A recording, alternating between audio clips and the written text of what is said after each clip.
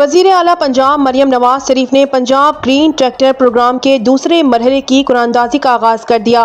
قراردادی میں پہلا ٹریکٹر تحصیل اٹک کے راجہ رفعت عباس، دوسرا نصرت پروین اور تیسرا میاں نصیر کا نکلا۔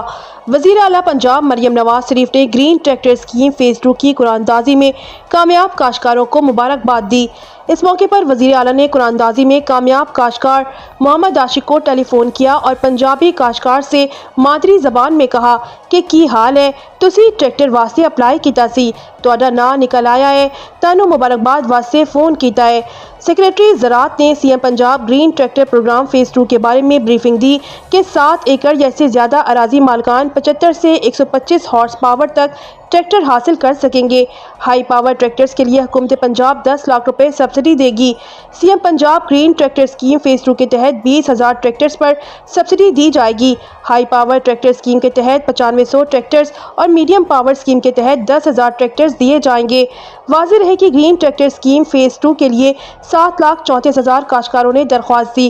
2,82,000 کاشتکار قراردادی کے اہل قرار پائے اور 9500 قراردادی میں کامیاب قرار پائے۔